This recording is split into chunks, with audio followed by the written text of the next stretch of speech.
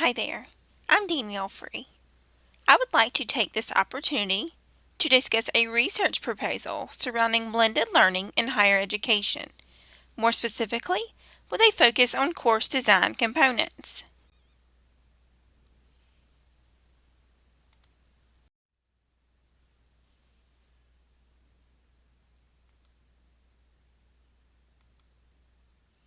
You may be asking why blended learning is important. With any concept comes advantages and challenges. Blended learning is no different.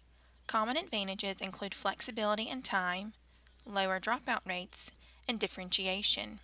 Students with full-time jobs and families have the opportunity to work at times that are most accommodating to their schedules.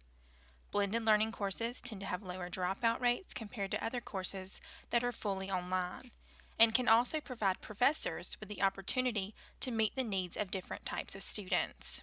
While the advantages are great, we can't forget that there are also challenges. Perhaps the most common is difficulties that accompany the use of technology. We also see a lack of motivation from students enrolled in blended learning courses and commonly hear of unreasonable expectations that students have regarding the level or ease of work that will be required throughout the course. With that being said, the concept of blended learning does continue to become increasingly popular, especially in higher education. Technological advancements continue to make it more attainable in college and universities across the country. That doesn't mean that courses just fall into place. Successful courses do require work on the faculty's end. The following literature will discuss what is needed to ensure success.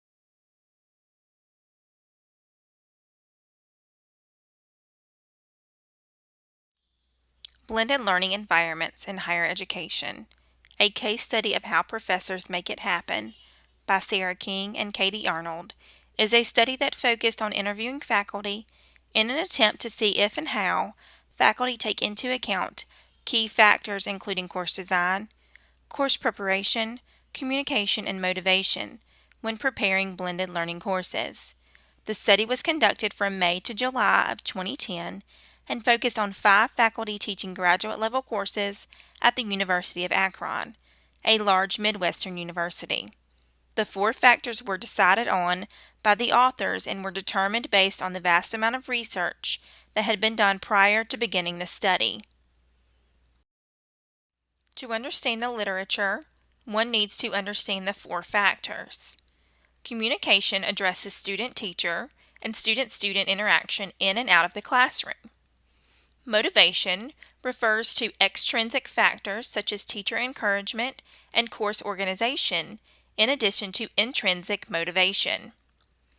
Course preparation deals with any action taken by the professor to learn more about blended learning models and best practices before creating and while teaching a blended learning course.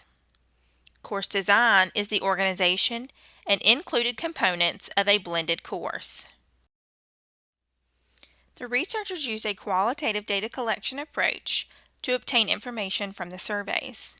Initially, introductory surveys were sent to all faculty, with ultimately 5 being chosen for the study. Follow-up, in-depth interviews were conducted in an effort to gain better understanding of how the professors think. Results showed that all professors did take into account the 4 factors of course design, course preparation, communication, and motivation when preparing their blended learning courses. Examples can be seen on the screen being displayed now. As a follow-up to this study, I would like to answer this research question.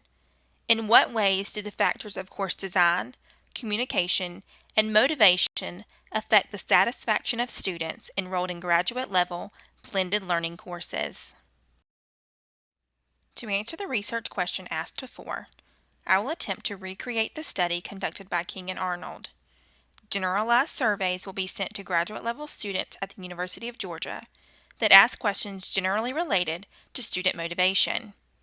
Face-to-face interviews will be conducted for 20 students, and questions asked will be formulated based on the faculty responses in the King-Arnold study. Participants will be male and female students across any school or college, and will participate solely on a volunteer basis. My goal here is to provide awareness to faculty in an attempt to generate blended learning courses that enhance student motivation. If interested, here are a list of items that should be considered for further research. Listed here are the resources needed in preparing this research proposal. Thank you for taking the time to view my research proposal on blended learning environments in higher education, course design components.